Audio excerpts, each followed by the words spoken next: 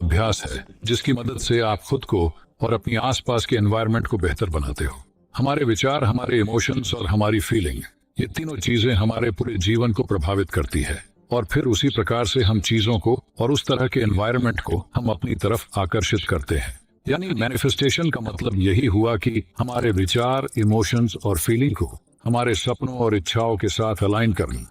अगर इसे आपको फिल्मी तरीके से बताऊं तो कहते हैं अगर किसी चीज को दिल से चाहो तो पूरी कायनात उसे तुमसे मिलाने की कोशिश में लग जाती है। अभी आपको मैनिफेस्टेशन होता क्या है उसके बारे में पता चल गया होगा। अभी इसके पीछे के बेसिक साइंस को समझने की कोशिश करते हैं। तो देखो, जब भी आप अपने दिमाग में किसी चीज की तस्वीर या फिर किसी चीज को बार बार बोलते हो तो आपके दिमाग में उससे जुड़ा एक नया न्यूरल पाथवे क्रिएट होता है, जिससे आपकी उस चीज से जुड़ी क्लियरिटी बढ़ने लगती है और फिर धीरे धीरे करके आपके इमोशंस और फीलिंग भी इससे जुड़ने लगते हैं, जिससे वो न्यूरॉन कनेक्शन और स्ट्रांग होता है। जितना ज्यादा आप अपने दिमाग में इमोशंस को क्रिएट करेंगे उतना ही ज्यादा आप उसको मैनिफेस्ट करेंगे। और यही न्यूरोप्लास्टिसिटी के पीछे का साइंस है। पहले ये माना जाता था कि हम सिर्फ किसी फिजिकल प्रैक्टिस से ही नए न्यूरॉन्स का कनेक्शन बना सकते हैं, लेकिन अभी हुई कुछ रिसर्च से ये पता चला है कि हमारे दिमाग को इमेजिनेशन और रियलिटी के बीच का फर्क पता नहीं चलता। आप किसी भी चीज को बार बार विजुअलाइज करके अपने ब्रेन के अंदर एक नया न्यूरल पाथवे क्रिएट कर सकते हैं, लेकिन इसका मतलब ये भी नहीं कि आप सिर्फ विजुअलाइज करके बाइक चलाना सीख सकते हो। विजुअलाइजेशन सिर्फ आपको उस चीज को समझने में और आपके दिमाग की क्लैरिटी के लिए है। उससे आपके दिमाग को ये पता चल पाए कि आपको किस चीज को ज्यादा प्रायोरिटी देनी है और इससे आपका दिमाग उस चीज से रिलेटेड सभी चीजों को अब्सॉर्ब कर पाए और आपको उस चीज तक पहुंचने की नई नई अपॉर्चुनिटी दिखा पाए। और इसके अलावा हमारे दिमाग में एक और चीज होती है जो बहुत ही इंटरेस्टिंग है, जिसे रेटिकुलर एक्टिवेशन सिस्टम यानी कि RAS कहते हैं। RAS हमारे ब्रेन का एक महत्वपूर्ण हिस्सा है जो हमारी कॉन्शियसनेस और हमारे फोकस को कंट्रोल करता है। इसे मैं आपको एक एग्जांपल से समझाने की कोशिश करता हूँ। अगर आपको कोई चीज खरीदनी है तो अभी के समय में आप सबसे पहले उसे इंटरनेट पे जाके सर्च करते हैं। मान लो कि आपको कोई मोबाइल खरीदना है तो आपने उसे गूगल पे जाके सर्च किया ये जानने के लिए कि उसके फीचर्स क्या हैं। आपने उसके फीचर्स 2-3 वेबसाइट में जाके चेक किए और आपने अगर गौर किया हो तो फिर थोड़ी देर बाद जब आप किसी और सोशल मीडिया प्लेटफॉर्म पर जाएंगे तो फिर वहां आपको अपने आप ही उसी मोबाइल का ऐड दिखाई देगा। जब आप कोई वीडियो देख रहे हो या स्क्रॉल कर रहे हो तो आपको बार बार वही मोबाइल की एड्स दिखाई देने लगती है जो आपको उसे खरीदने पे मजबूर करती है। इसके अलावा अगर आप कोई वीडियो देख के उसे लाइक करते हैं तो फिर थोड़ी देर में उसी प्रकार के वीडियो आपके सामने बार बार आते हैं। मतलब वेब ब्राउजर और सोशल मीडिया प्लेटफॉर्म आपके प्रेफरेंसेस जैसे कि लाइक्स, सर्चेस और कमेंट्स को देखते हैं और फिर उसी प्रकार के रिजल्ट को आपको बार बार वापस भेजते रहते हैं, जिससे आप क्या चाहते हैं उस पर आपका फोकस बना रहे।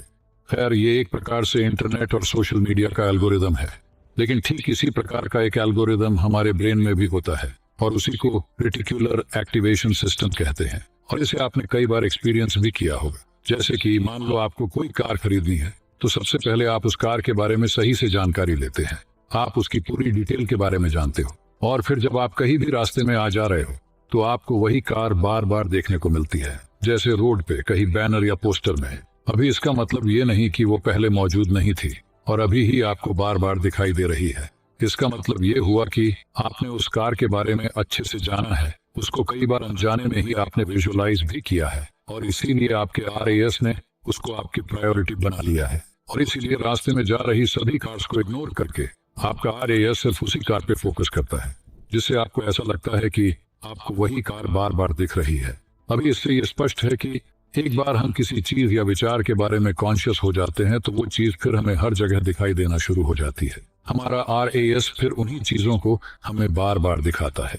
देखो, RAS हमारे कॉन्शियस माइंड और हमारे सबकॉन्शियस माइंड के बीच एक गेट कीपर की तरह है जो अननेसेसरी चीजों को इग्नोर कर देता है और अभी हमारे लिए क्या जरूरी है उस पर फोकस करता है। हमारे 5 सेंसेस की मदद से जो भी इंफॉर्मेशन हमारे दिमाग के पास पहुंचती है उसमें से 99% इंफॉर्मेशन को हमारा कॉन्शियस माइंड इग्नोर करता है। RAS हमें अवेयर करता है कि कौन सी चीज हमारे लिए जरूरी है।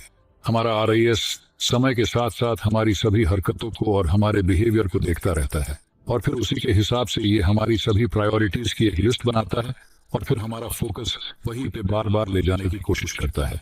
इसीलिए अगर आप किसी चीज के बारे में बार बार सोचते हो या किसी चीज को आप बार बार विजुलाइज करते हो और आपके इमोशंस और फीलिंग्स भी उसमें जुड़ने लगते हैं, तब ये उस चीज को हमारी प्रायोरिटी बना देगा। और फिर आपका आरएएस उस चीज को सही साबित करने के लिए सबूत ढूंढना शुरू कर देगा और आपको फिर वही चीजें बार बार दिखाएगा जो उस चीज से जुड़ी है, जिससे आपको उस चीज तक पहुंचने की और अपॉर्चुनिटीज मिलने की संभावना बढ़ जाती है। देखो, यहाँ मैंने जितना सिंपल हो सके उतना सिंपल करके आपको समझाने की कोशिश की है कि आखिर हमारा दिमाग और आरएएस किस प्रकार से काम करते हैं और किसी भी चीज के बारे में बार बार सोचने से वो कैसे हमारी प्रायोरिटी बनती है, उसके बारे में अब आपको पता चल गया होगा। अभी ये तो हो गई साइंटिफिक नजरिए से बात, लेकिन हमारे